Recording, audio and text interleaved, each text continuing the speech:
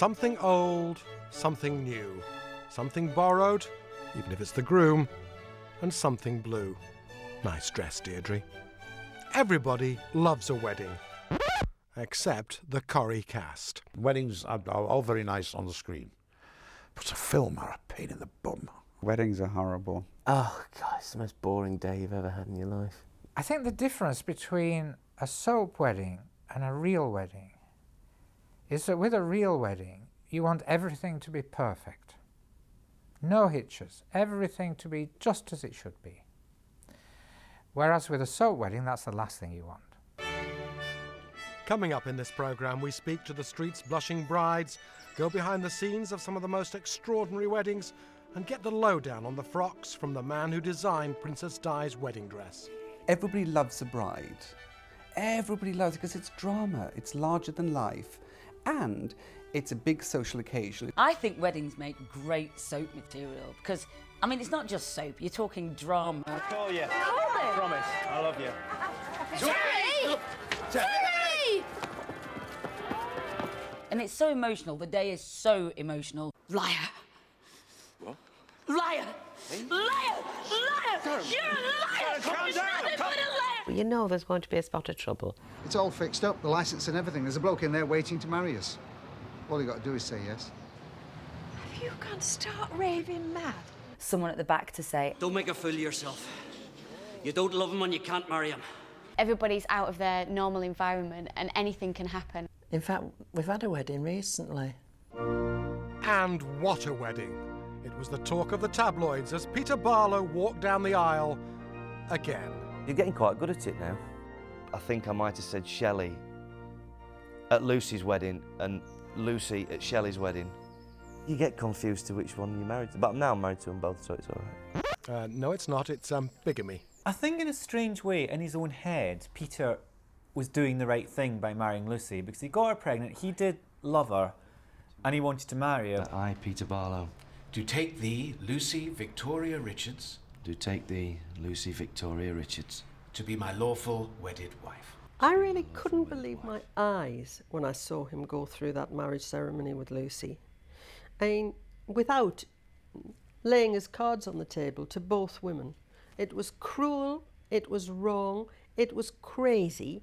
The nation was transfixed as, on the eve of his wedding to Shelley, Peter let slip the truth. Well, some of it. I have been seeing somebody else, yeah. You're joking? No. And I wanted to tell you for so long. We're getting married tomorrow. No. shocker! How could you? Shell, love, what I did, it didn't have anything to do with you. It had everything to do with me! You went from my bed to another woman's and then back to mine! Don't you dare tell me it had nothing to do with me! So, would she or wouldn't she turn up at the church? Actually, on the day, we had a lot of paparazzi there. They will always turn up at weddings. So we actually shot on stills 3 different endings.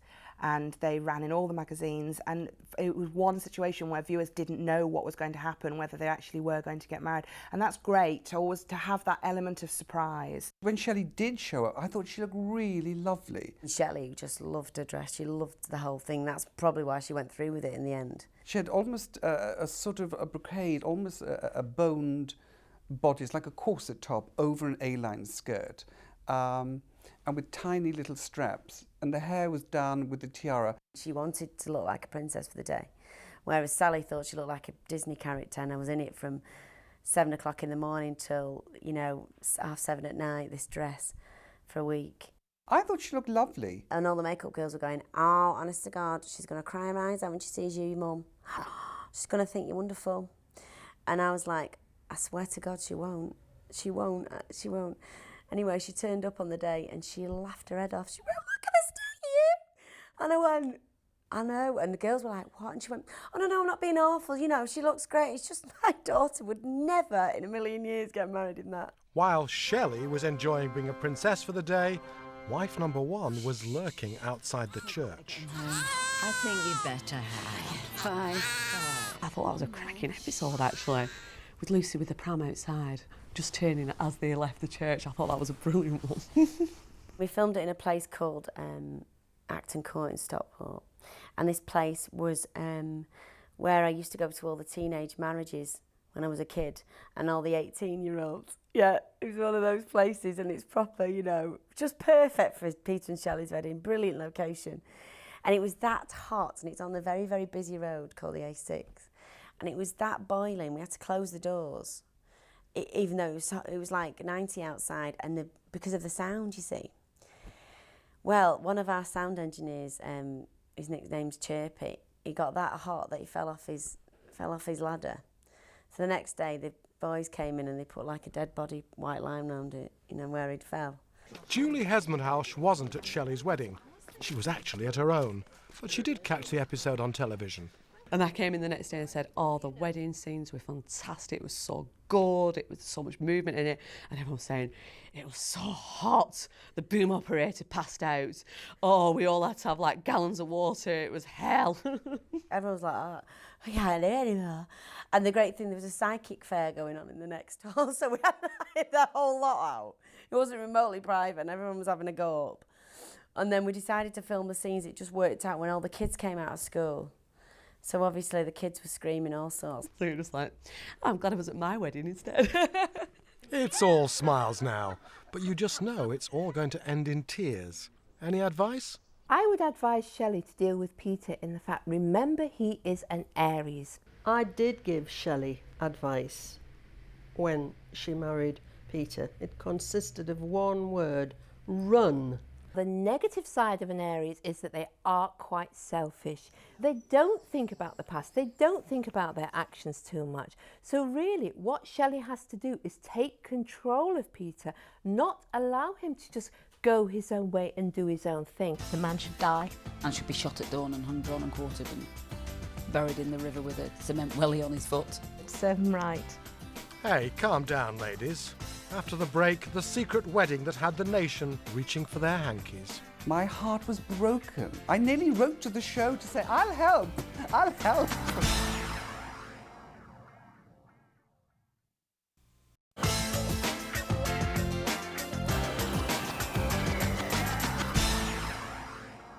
Weddings are a hotbed for gossip, family feuds and stress.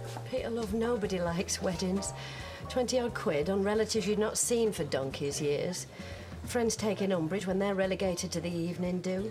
People go to vast amounts of trouble. New outfit, new shoes, new hairdo. The big thrones and, you know, and like a big marquee. People go into debt. Prezi off the list. Some people save up all their lives. Some people barter. The seating plan's trickier than the Good Friday Agreement. There's usually a punch up at the do after, you know. The photographer will fleece you for the only photo where the bride's got one chin and the groom's got his eyes open. You know, you've got to have your uncles fighting over the video cameras and that kind of thing. Some people do the most extraordinary things. And you'll spend the next 10 years paying for the 10-hour fiasco. Is it any wonder people sometimes opt for a secret wedding? It was probably the most bizarre wedding I think Coronation Street have ever had. The wedding between Curly and Raquel was shrouded in secrecy. Raquel,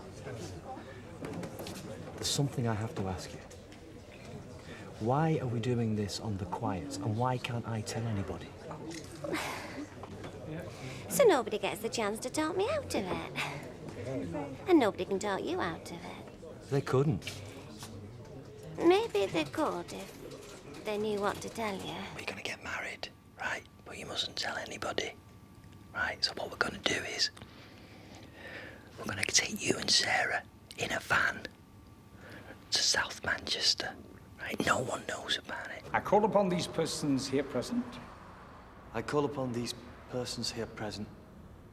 The Curly and Raquel storyline was brilliant. It was one of these storylines that really grips the nation. I was down on my knees in the middle of my living room saying, please, script writers, don't do this. I nearly wrote to the show to say, I'll help, I'll help.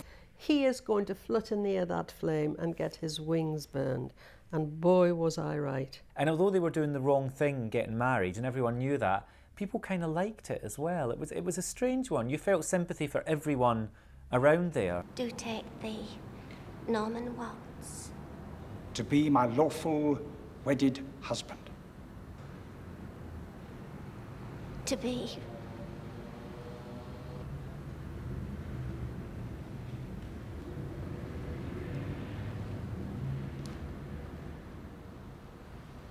my lawful wedded husband.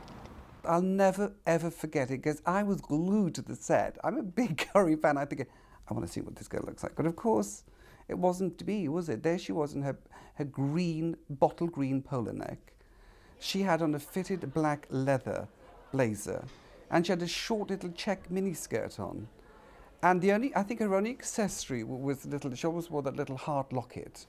But her bit of zhuzh, because I remember always behind the bar, she used to wear these zhuzhy bits under her hair, didn't she? So had a bit of plump on the thing. I was just so sad for her, because she would have made a ravishing bride, but it wasn't meant to be.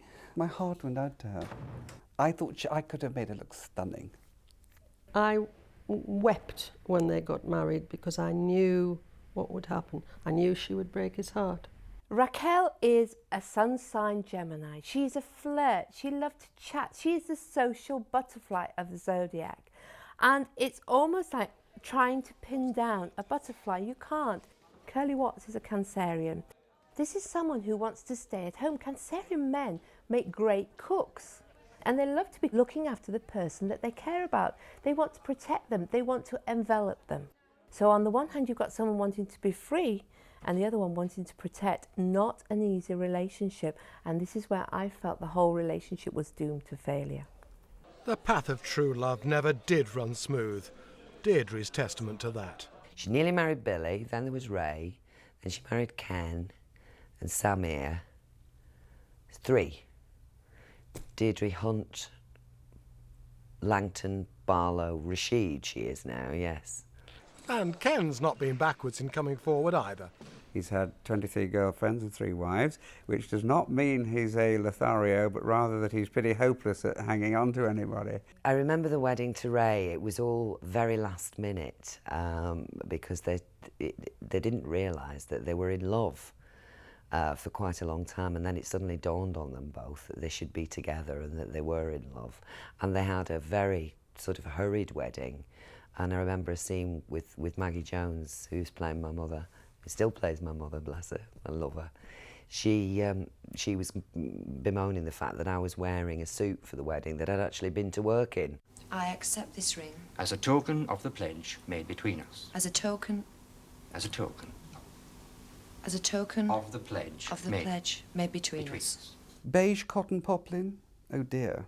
Deirdre just wasn't bothered, you know. She said, it doesn't matter, the important thing is that we love each other. And when they had a register office wedding... Did you notice she didn't have a posy? And I felt really sorry for her. There she was in this register office. He looked as though he couldn't be bothered. And she had these enormous glasses on and that sort of flicked hair. But it was right for the time. They got it spot on. Ken and Deirdre's wedding was much bigger affair. And that was like a real... I had a nice dress for that, and it was the middle of summer, so the weather was good, and I remember that being quite a pleasant experience. Vicars should be old and venerable, don't you think? Well, you can't have everything you want, Mrs. Walker. I don't know. Some of us manage it. The interesting thing about Ken and Deirdre was that the actor playing the vicar was an ordained priest. And I made me worried at one moment. I thought, well, gosh, you know, what's going on here? I was a floor manager for Granada Television in London. I left there to go and read theology in order to be ordained. And one of my mates was a senior cameraman called Bill Podmore. Well, Bill eventually became the producer of Coronation Street. And Bill said, you know, why don't you come and play the vicar to marry Ken and Deirdre. So it was almost a bit of fun. It was almost like a little private joke that I should go and do it. Lovely man, delightful chap, who was an ordained priest who then went into acting. And there he was, marrying Ken and Deirdre, and he was the real thing. Time and time again people say, does that mean that they were really married? And I have to say, well, they're actors, pretending, you know. Ken Barlow is actually an actor called Bill Roach. You know, you can't marry pretend people. I suppose he blessed the relationship of Ken and Deirdre. And may they ever remain in perfect love and peace together, and live according to thy laws, through Jesus Christ our Lord. Amen. Yeah, That was a bit freaky. Deirdre did have no glasses for the wedding. That was my idea, to be honest. I think I decided that because of the hairstyle that they got planned. And the hair was all rolled up, and lordy lord, shock, shock, horror, she didn't wear the famous glasses. You know, I actually don't believe it's Deirdre that married Ken. I think it's a terrible, terrible imposter. Yes, but I thought for once she ought to look as nice as she could.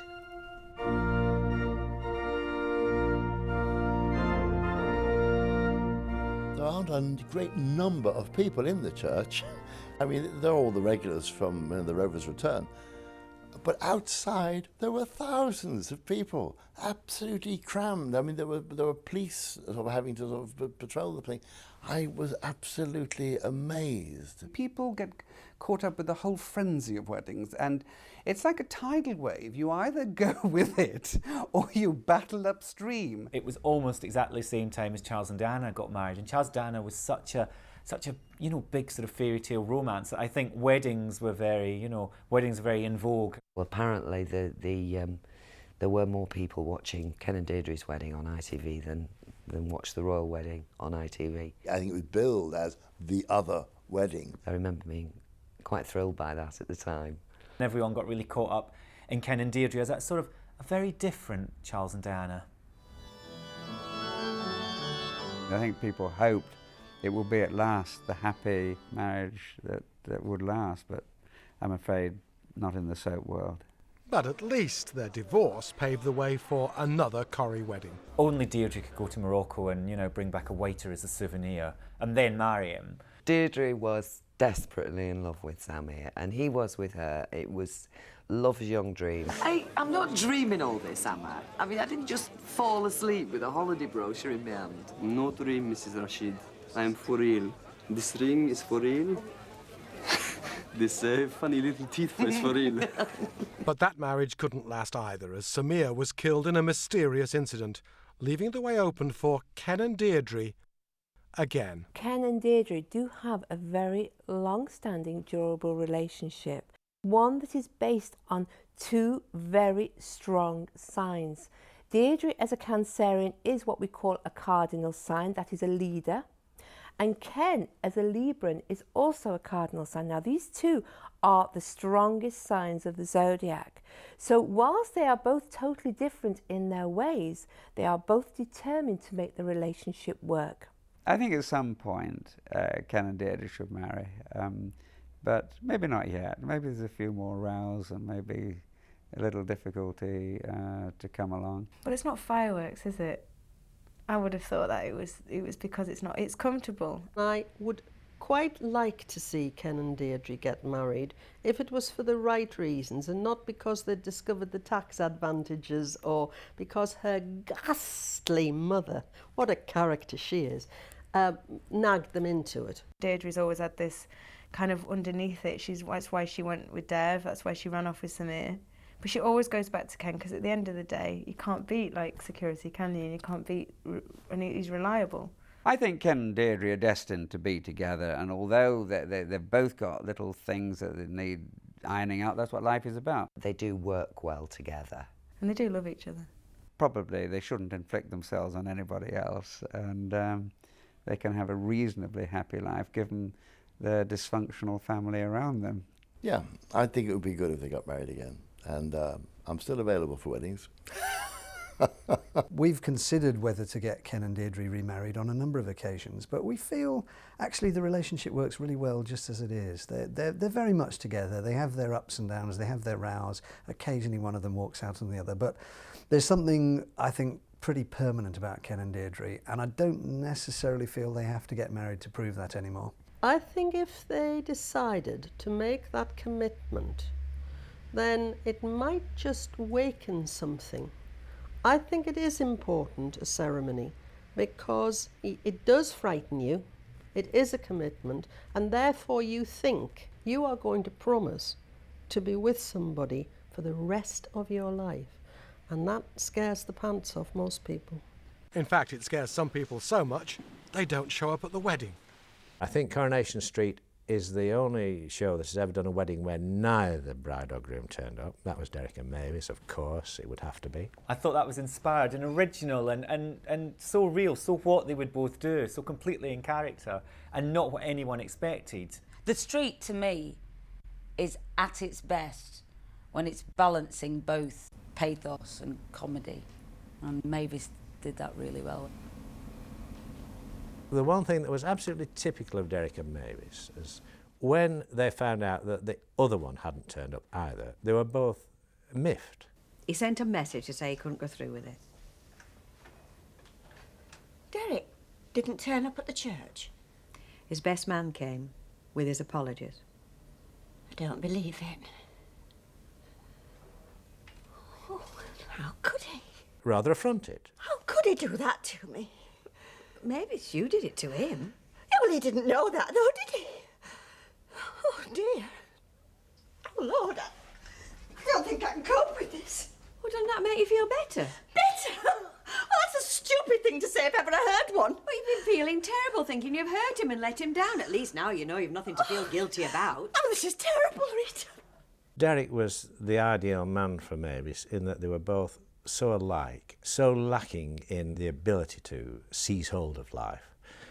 And their relationship was infuriating. They were very good at missing chances of happiness, partly out of fear of failure, partly out of their own self-doubt.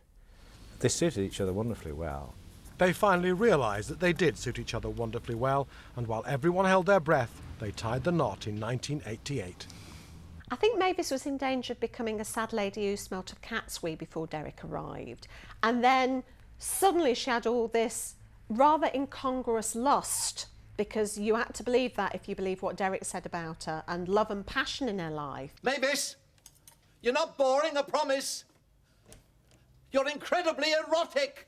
Keep your voice down.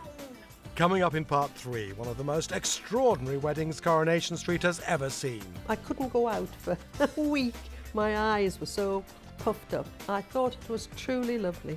One of the loveliest love stories Coronation Street's ever had.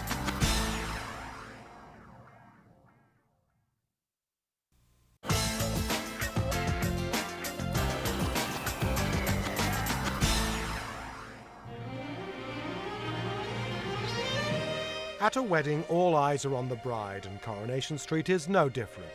Everybody holds their breath. Every time there's a Coronation Street bride, everybody gets glued to the set. People are at work and they go, oh, you're going home to watch the wedding tonight? Yeah, I'm going home to watch the wedding. Oh, I wonder what such body will be wearing. You've just got to watch it. You have to watch it. Do you like a dress? No, I don't like much, so no. I mean, either. There is a temptation to make a wedding in Coronation Street rather more glamorous than it ought to be. What they're very good at doing is make it realistic. If it was up to me, there would never be a grey topper scene. They have to take into consideration their budgets. I prefer to see the Coronation Street people in not very well cut suits. It's fascinating to watch. I think they get it bang on. They might get it bang on, but what do the ladies make of their frocks? Did I like my frock? No. Oh, OK. Well, what about Sally Webster's outfit?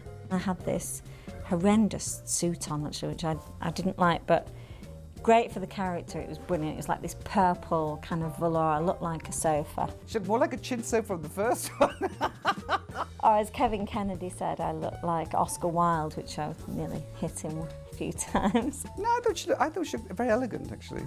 Gail's had a few goes at it. What was the first one like? I loathed that dress. Oh dear. But I loathed the veil and the headdress even more. Oh, had nothing to do with me, that. Except I do think it was right for Gail. I have to say that. I think it was perfect for Gail. And in fact, a girl that I'd actually based Gail on was working in Granada. And just after Gail got married, this lady got married. And she actually came to me and said, I loved Gail's wedding dress so much. Could you tell me where it came from? And I just went, what? Ah, second time. Any better? Straight enough, I didn't like the suit for that either, but so no change there. Third time, lucky perhaps? Oh, no, I like that one. I did like that one. It only cost about £30, so it was, it was in good, it fitted the budget. And it was right for Gail as well. She could have, I think, have afforded £30. And then wardrobe sushed it up a bit with a few little flowers and dangly bits, and I really like that. Looks like she's getting the hang of it. What about the fourth one? Now that dress was beautiful. It was specially made for me, and I loved wearing it. And I also think that was a very good dress for Gail at that point in her life. Richard, of course, spared no expense, so I was allowed to have really what I wanted. So, a satisfied customer. And how did Mrs. Baldwin the third fare? Yes, I wore a sort of yellowy suit and a hat, a large hat. I thought it looked awful, actually. Didn't like it very much, but it was my own fault because I got it myself. Oh dear. I wonder, do the bridesmaids fare any better? I thought my outfit was lovely. I can feel a butt coming. Except that I couldn't sort of enjoy the sunshine in it, It couldn't be creased. And I couldn't eat in it. I mean, obviously, you can't, have great big splodges of your lunch down it. It's not a real wedding, is it? If you wear it once, then that's, fantastic. But if you wear it in a soap opera, you have to wear it a lot. 12 hours for a whole week, every day. It was minging by the end of the week. If I had to choose a favourite Corrie wedding, it would probably be the fantastic spectacle of Bette Lynch marrying Alec Gilroy all those years ago in that totally inappropriate meringue. Well, what do you think? Not really befitting a lady of her years at that point. I've never seen so much stuff put on a dress in my life. Oh, it's terrific. Betty. Oh, I'll get it. Well, it's very nice. Oh, it was ridiculous. Not like my frock. Course I do, you daft thing. You look smashing, my love. Even Bonnie, go on, lie. Yeah, Bonnie. Yeah. It had lace, it had all the sequins and everything. I spent time in the costume department with everybody making little petals and leaves for that dress. Bette, being Bette, the character, not the lady, of course, was cinched into white Duchess satin, which is very unforgiving. It wasn't white, it was, shall we say ivory, for obvious reasons. She wasn't a blushing bride, let's be honest. She's been round the block a few times, that girl. Maybe a little oyster, but ivory. It was a madness, camp madness. Hey, shall we give him a right fright and turn up a quarter of an hour late? Why not? Oh, you can't do that. I mean, not even to Alec Gilroy. No, Betty, you're right. Of course we can't. We'll make it 10 minutes. Oh, you're a monkey, Betty. What are you? Monkey. Great big crinoline, which was ludicrous for her. I mean, oh, it looked ridiculous. I thought it was absolutely wonderful. It was completely her. It was a bugger to get about in, because it was huge, this sort of crinoline thing. Oh, it was ridiculous. With big sleeves, I can remember that, big leg of mutton sleeves. It was like a parody of, do you remember Kenny Everett? And he'd come on with these big shoulder pads like this. And she just billowed, didn't she, like a galleon in full sail. And I don't know how she got through the church door. It was like massive, big thing like that. You're late. It's a bride's privilege. Alec had got money, he got brass. So if she'd got that far, if she'd agreed, this was his part of the bargain. Of course she was going to have the frock. Then they brought Alec's suit in, which was miles too big for him. And I said to him, you can't wear that. He said, why? I said, well, the trousers, the bottoms, they're laughing all over your shoes. I said, they're like a concertina all over your shoes. So the wardrobe mistress had to come in with pins, lovely, and pinning all of his trousers on. It was so, and the cuffs were right down here over his finger. Oh, it was ridiculous. And I'll never forget, Mary McMurray was directing that particular episode. And as we got to the section of the wedding where Alec puts the ring onto Bette's finger, Roy inadvertently slipped the wedding ring onto this finger. And I thought, well, I know we're going to have to stop. So I just sort of looked at him and said, wrong. finger, Roy. And I could hear Mary saying, cut! Cut!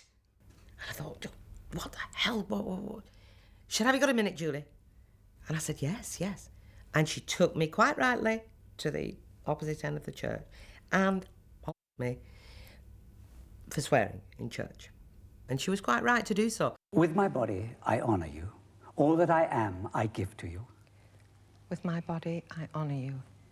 All that I am, I give to you. And we went back, and Roy went, nah, nah, nah, nah. And I thought, shut up. And we went from the top again. And he got it on the right finger that time. He probably did it on purpose the first time, I don't know. He was capable. And the award for the most extraordinary bride has to go to Hayley, formerly Harold, Patterson. I don't know who thought up the idea of bringing together a transsexual and Britain's greatest eccentric, but it was a sublime idea. Roy and Hayley. Oh, it's so sweet. It wasn't a story about a man who's had a sex change. That's not what it was about. It was about two really oddball characters falling in love and how sweet that can be. Some of the most surprising people would seem to have a vested interest in them being happy. I mean, people you wouldn't expect, or I wouldn't have expected. It was just overwhelming, just being in a supermarket and old ladies coming up to me saying, when are you and Roy getting married? WI, very traditional sort of people wanting this couple to be happy together. And me sort of trying to explain that it wouldn't actually be legally possible for us. And no, never mind that, which is absolutely my attitude. Yeah, never mind that, let him get married. The obstacles that the two characters had to get over to get married, and it made a classic Corrie wedding for me. I think the easiest way in Coronation Street to get sympathy for anyone is to throw Les Battersby at them and make him do something really horrible. And he was the one who, you know, called the papers about their wedding and caused all the trouble. So immediately, if you've got horrible Les on your back, you're going to get sympathy, and the public loved them anyway. What do you want? Is this where the freaky wedding's going off, pal? You're the only freaks I've seen. I thought we had this to ourselves. Who's tipped them off? Oh, Wayne, you should have double-crossed me. You could have had this exclusive. Oh, it was your idea to bring these vultures down, was it? You Judas. Get stuffed. Obviously, it all went doolally, as weddings always do, and they ended up in the caff. So they got married kind of with the scent of bacon and sausages and sarnies in the air, which was quite sort of appropriate for them, I thought. Hayley Ann Patterson, will you take Royston Cropper to be your husband? Will you love him, comfort him, honour and protect him, and forsaking all others, be faithful to him as long as you both shall live? I will. That marriage, and to me it was a marriage, it was a ceremony where they committed themselves to one another. That was a true test of how they felt. God, if there was ever a dress in the wrong place at the wrong time, it was that dress. Well, my dress isn't something that Julie would have worn particularly, but I thought it was absolutely right for Hayley. So, just when she came down the stairs and she opened the door, and there she was in this Duchess setting gown with this guipure lace, sort of empire line guipure lace. She absolutely wanted to go for the long ivory number. Dressed up so completely and utterly wrong for a cafe. She looked lovely on her wedding day. My heart went out to her, but at the same time I thought, poor girl, you know, she looks horrendous. It was tasteful, you know, it wasn't too frou-frou. There's a lot of scope there to do a big scoop neckline or something and soften the hair a bit. But, you know, you've got to be careful on the street. They can't afford David Emmanuel Couture, you see. I know it's not quite what we planned, Hayley, but will you marry me? Oh, Roy. I couldn't go out for a week. My eyes were so puffed up. I thought it was truly lovely. One of the loveliest love stories Coronation Street's ever had. What I remember particularly about filming the wedding scene was being chased by the paparazzi. Gentlemen, I'm afraid you've taken me by surprise. I hadn't realised it was St Francis de Sales Day. You are? The patron saint of journalists. I mean, I can't think what else would bring you out here. After all, there's no wedding. Get off. You know why we're here. Can you just look this way a bit, love? Come on. Thank you. You've got your wires crossed, boys. The evil Weatherfield Gazette reporter, who occasionally rears his ugly head. As played by Ian Kershaw, who is married now to Julie Hesmondhalgh. Ian. So, yes, and he was instrumental in trying to ruin Roy and Hayley's wedding. It's a strange twist of fate. He later made my life complete. What's a letter? I'll read it. It's a deed poll. Hayley Ann Cropper. I've changed my name. I might never be Mrs. Cropper officially, but I thought this was the next best thing. I thought it'd be a great thing for the real life transgendered community, you know, because it was a big battle that they were fighting at the time to be able to marry their partners. And so for it to be highlighted on screen in something so popular, so mainstream, would be a really good thing for them, because it's something I'm always aware of, you know, the sort of controversy behind the character and the sort of people who are going through it in real life. So hopefully now the law is about to change for transgender people. We might be able to have a wedding that's recognised in law, so I might get my second street wedding yet. He's hoping. Not everyone will share Julie's enthusiasm for another street wedding. You absolutely dread the word wedding. Weddings are all very nice on the screen, but a film are a pain in the bum. Weddings are horrible. Oh, God, it's the most boring day you've ever had in your life. You think you are going to die. They're so long and so tedious, you know. Oh, dearie me. You're stuck for days out somewhere, and it's sometimes cold when you're outside. And they break and you have a cup of tea in a polystyrene cup. Oh, it's very romantic, you know. It's ever so romantic. And I love it the way they get married in January. It was so cold that I was turning blue. And then it's boiling when you're inside. I really could have been quite happily marrying Adolf Hitler by then, because we were so hot and tired, and you could feel the cast saying, oh, for goodness sake, for God's sake, get married and let's all get home. There's going to be a week of scenes where you're going to be an extra in a lot of them. If somebody's got a scene in front of you, you're sat at the back and you have to keep eating chocolate cake, you know, even though you're not saying anything. Laughing at the best man's speech or whatever, or weeping at something going wrong. You think in the morning, it'll be all right this time. It never is. And then your hat blows off or something. And then you half of the people are doing a bit of knitting in the pews. And the pubs are about 5 miles away. Doing a crossword or something. Long days, long days. It is the most interminable day. Well, I was told that Roy Hudd fell asleep during my speech. He wasn't meant to. I can't believe that's true. He hadn't got his head in the soup, but almost. Sue does exaggerate, of course, but, you know, why spoil a good story? I think he had fallen asleep. He didn't deny it. He fell asleep. Doesn't surprise me. Why not? That was riveting. I think it was Brian making his speech. Maybe that was a very good speech. Didn't deserve that kind of reaction. I wouldn't have been surprised if they all went to sleep, to be honest. Stand by for a take then, please. And roll tape. What appears as 20 minutes on the screen can take up to a week to shoot. Just one scene could be shot over several days, and actors have to be doing the same thing in the same place each time. Multiply this by a dozen actors in maybe 20 scenes, throw in some extras and crew, and the man in charge has a major headache. You get a large number of people, and you have to have very strong control over what they do and what they're carrying and what they're drinking or what they're lifting and moving around.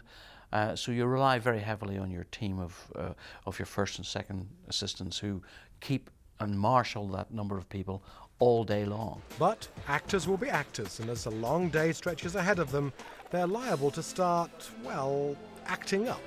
I do remember the wedding I laughed most at. That was Deirdre's to Rashid. I don't know, we all got the giggles that day. We were trying to name their children. I remember that we came out with the most outrageous names. And it was very, very funny. And we did laugh an awful lot. In fact, we were told to shut up. And they had a lot of trouble taking their sort of crowd shots of us, because all idiots, actors. Take no notice of them. Coming up, the race is on for the 59th wedding on the street.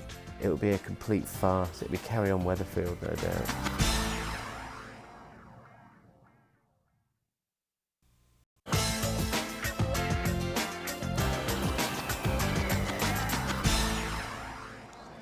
With 58 weddings behind them, the Coronation Street scriptwriters have become more and more inventive. One of my favourite weddings, not so much for what happened at the wedding as to how it came about, was Steve and Karen's, who got married for a bet. I said, how can they possibly get married? It's such a short period of time, because it was within a week of it being mentioned. They were married by the end of the week. And I said, this isn't going to last. How can we suddenly marry two characters off? I said, well, it's going to be for a bet. I thought the fact that Steve was marrying for a bet was just Steve all over, really. You know, he's never been one to take life seriously at all. Yeah, mate. Karen, we haven't known each other long, but long enough. So will you marry me? I don't believe it. Yeah, that'd be great. Getting them together in those circumstances would suggest that their relationship was doomed from the outset. And I just assumed, because my contract at the time, I was only on 6 months.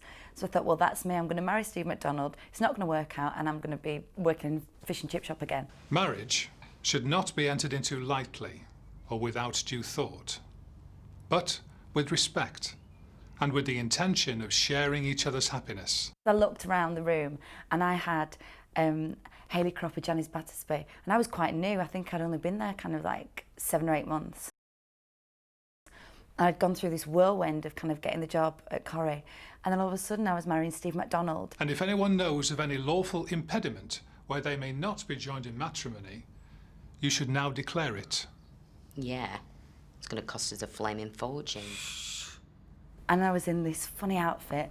I was looking around the room going, what has my life become? Karen looked on our wedding day as if she was in some tropical hotel somewhere in Barbados with a huge flower in her hair and big curly thing going on in this Tropicana dress. And Lord knows what Steve must have thought when she turned up, but she thought she looked amazing. She looked like a huge can of Fanta. It was kind of feisty and said everything about her, you know, bright colours and tiger print. Absolutely bizarre, but Karen all over.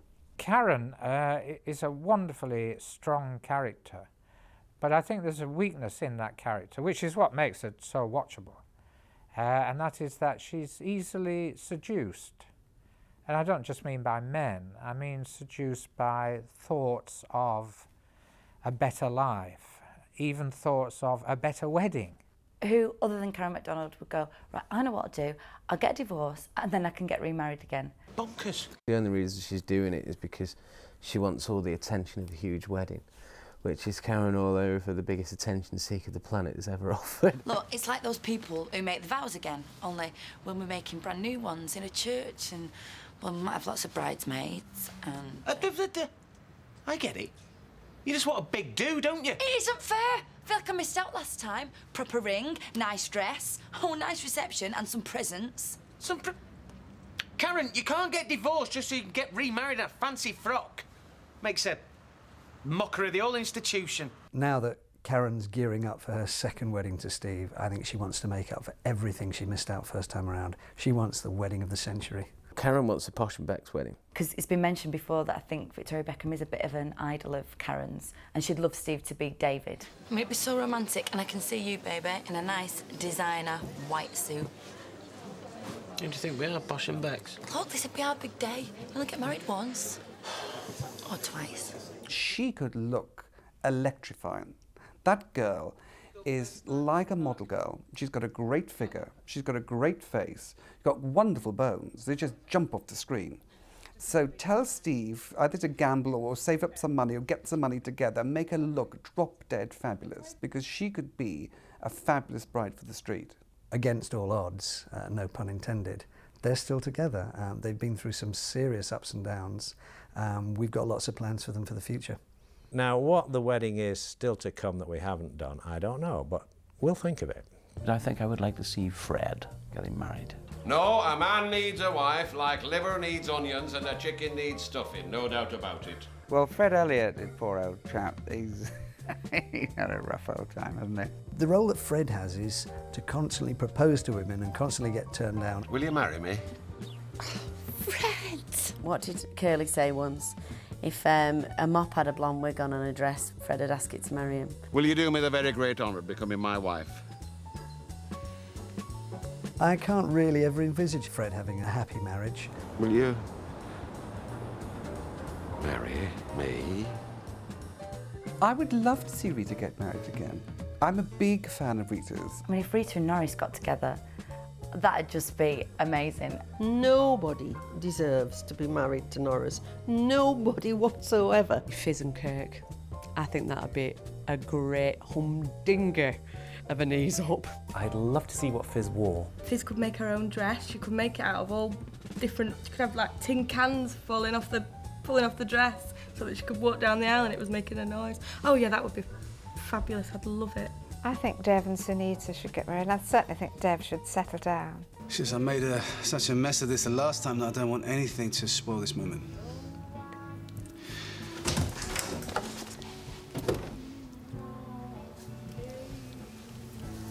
Have I come at a bad time? I kind of think Sunita's choice is between two men, neither of whom are perhaps perfect. Sunita, will you marry me? Get up. Not until... Get up! She has standards, she has moral fibre, she's the perfect woman for me. That's why I'm finding it hard to believe that she can't really see through that Irish rogue. She fancies him. He's gorgeous. Kieran is another rat, a love rat. And he's terribly charming, and the accent, she's got a bit of cultural exotica going on. I don't think he'll treat her right. You know, he's not from Weatherfield. Whereas I think Dev will, for all his smarminess. Once I'm convinced of all the things that I'm offering, the commitment, the future, the family, the romance, all the things that she's looking for in her heart, he will be history. Sounds like a proposal to me. Could be. She shouldn't choose Dev. He's wrong. Dev probably loves no one more than he loves himself. And he's given Sunita a hard time over the years. She's been in love with him for a couple of years and he's really ignored her. Maybe Dev's intentions are honourable, maybe they are, but maybe they're not. Kieran certainly aren't. I believe Sunita is truly in love with Dev and more infatuated with Kieran. But I think it's an interesting balance, really, a close call. She's going to come crashing down to earth with a great big bump and discover that both men are rats. They're both lovely guys, but they're both kind of very unsuitable. I think that Sunita should dump them both. While Sunita is making up her mind, Shobna's making the most of it. You didn't ask me to marry you just to get me in bed, did you? No. You didn't say yes just to get me into bed, did you? No, do. Romantic scenes are a little scary to play, to be honest. I can't say that it's great fun, but it's, you know, I'm not made of wood.